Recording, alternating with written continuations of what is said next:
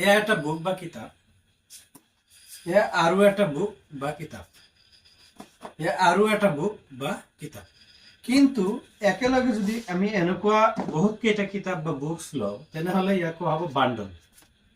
বা যেতিয়া মই বান্ডেল বুলি কম তেতিয়া সিঙ্গেল এটা কিতাপক নুবুজাব, বান্ডেল কোৱাৰ লগে লগে বান্ডেলৰ ভিতৰত বহুত কেইটা কিতাপ থকা বুজায়। ওকে, তো এই যে বুকটো হৈছে এটা সিঙ্গুলার নাউন, কিন্তু বান্ডেল এটা শব্দ যার ভিতৰত বহুত কেইটা কিতাপ থকা বুজায়।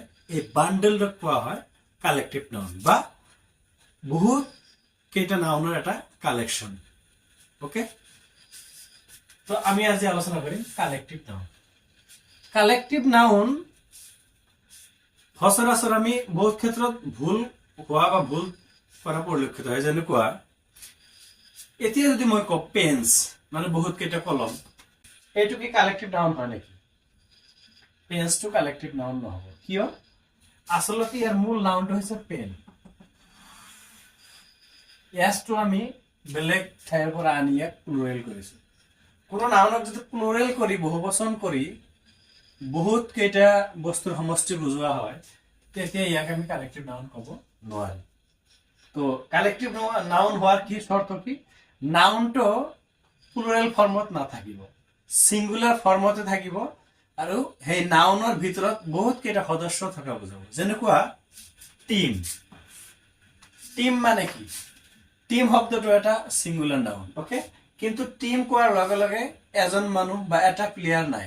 টিম মানে কমসে কম 2জন বা 4জন, 11জন, 7জন এনেকুৱা প্লেয়াৰৰ এটা সমষ্টিক টিম বুজায়। গতিকে এই টিম শব্দটো হৈছে কালেক্টিভ নাউন, কিন্তু প্লেয়াৰটো কালেক্টিভ নাউন নহয়। বান্ডেল, বান্ডেল কোৱাৰ লগে লগে কিতাপৰ বহুত কেইটা কিতাপৰ এটা কালেকশন বুজাইছে, কালেক্টিভলি বুজাইছে।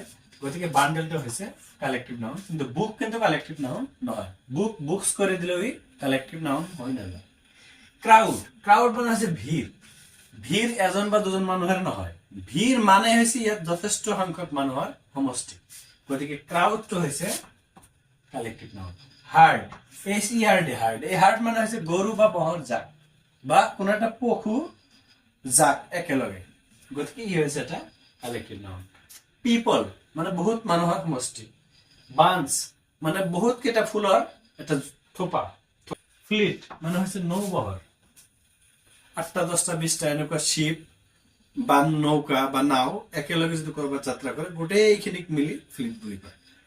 তো এয়া আছিল আমাৰ কালেক্টিভ নাউন।